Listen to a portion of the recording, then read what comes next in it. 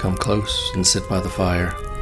Let the night fall outside, and with it let your worries melt away, while inside the fire dances and the stories rise with the smoke. Sit back, relax, and welcome to Stories by the Hearth.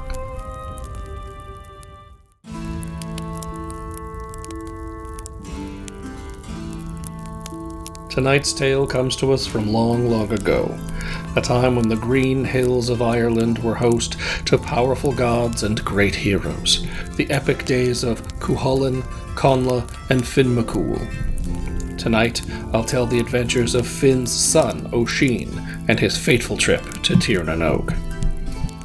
Oisín was the eldest son of the legendary Fionn. Oisín's name meant Little Deer, for his mother, Niamh, had been cursed by a dark druid to take the form of a doe. Fionn rescued and married her, but in the end, the druid renewed his curse, and Fionn lost her forever. Their son, however, was found and raised by Fionn, and grew to be the greatest of the Fianna, a band of warrior poets loyal to Fionn, who roamed Ireland in an age of heroes. One morning, while hunting deer near the coast, the Fianna saw a woman riding an enchanted white horse across the waves approaching the shore. She was dressed in gold and seafoam green, her hair bright as sunlight on water. Her horse didn't simply gallop through the waves, but instead just above them, like a shadow dancing in sunlight. She told them her name was Niamh of the Golden Hair, daughter of Manannan MacLear, god of the sea and king of Tír na nÓg, land of eternal youth. She had come to seek Oisín, for even in that land of endless wonder, tales of his bravery and wisdom had reached their ears. The moment Oisín and Niamh first gazed into each other's eyes, they fell instantly in love. Niamh pleaded with Oisín to return with her to Tír na nÓg, where he would never know grief, old age, or death, and their love could truly last forever. Oisín looked into the stunned faces of the Fianna, and after making his farewells, he climbed up behind Niamh. The moment he was seated, the world blurred like a drop of rain sliding down a window pane. And so the young lovers rowed out over the sea to the mystical island of Tír na nÓg, not through the waves, but above them. Having grown up on the Emerald Isle, Oisín thought there could be no land more beautiful. That is, until he first spied the splendor of Tír na nÓg. In Tír na nÓg, Oisín lived in a paradise where days and nights blended and seasons passed with no more effort than a breeze through the trees. He and Niamh built a life together surrounded by beauty, endless, serene, and untouched by age. They had children together, 2 sons and a daughter. One son chased the wind with the spear in hand, and the other sang to the stars with the harp across his knees. Their daughter wove flower crowns for the deer who came freely to her side.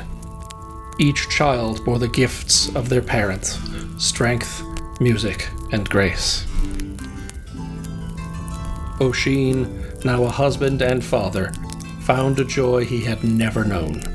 The land's beauty seemed to deepen with each passing day, but there was a quiet ache in his heart, a memory of Ireland that never quite left him. A world of heroes, of battles fought, and of stories that would live on in the hearts of his children. His heart still longed for the hills of Ireland, for the Fianna, and the wild songs that had filled his youth. But every time he spoke of returning, Niamh's eyes would darken. She knew what that longing meant, that it was not just a desire for adventure, but a pull toward something his heart could never leave behind. And yet, she had loved him deeply, more than any love the mortal could or would ever know. She had promised him forever, but even the gods cannot defy the true passage of time. Many years had passed, or was it centuries? Time was no longer a thing to measure in Tír na nÓg, but still the ache in Oisín's heart grew stronger. One evening, as the golden light faded and a soft sadness filled the air, He turned to Niamh. "I long for home," he said. "I long to see the Fianna again, to hear the hounds cry and the clash of spears." She gazed at him with quiet sorrow. "You may return," she said, "but the rules of this land are not ours to break. If you so much as touch the earth, all the years will catch you, and you will be as dust." He promised her then that he would never touch the ground. And so she handed him the reins to her white horse. He did not look back, though the wind behind him still carried the scent of her hair and the music of her voice. As he rode across the sea that separated the land of youth from the land of time, Oisín's heart swelled with both joy and sorrow. When Oisín arrived back in Ireland, it was not the land he remembered. The trees had changed, the mountains had shifted, and the world felt older than he could fathom. The Fianna had long since passed, their halls crumbled into the soil, their songs faded like smoke on the wind. No one knew the name of Fionn And when Oisín spoke to the villagers, they looked upon him with confusion, for they had never before heard the tales of the Fianna. One day, he saw some men struggling to lift a heavy stone, and, wanting to help, he reached down from the saddle to lend his strength. Tragically, as he grabbed the rope and began to pull, the stirrup he leaned on broke, and he fell to the ground. He instantly felt the weight of centuries crash down upon him.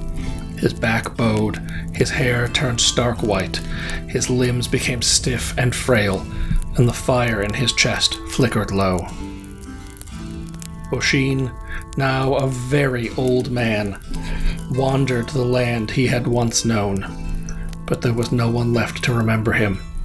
No warriors to stand beside him, no hounds to chase, and in his heart a quiet grief settled.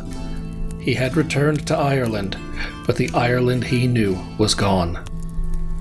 Some say he was found by monks who recorded his tale, though they could hardly believe it. Others say he vanished into the wilds, his spirit fading into the mists. As for Niamh, some say she still waits by the shore at twilight, hoping for the man she loved, whose heart was too wild and too large for any one world to hold. The fire burned low, but its light still danced, like a memory, like a promise, like a story not yet forgotten.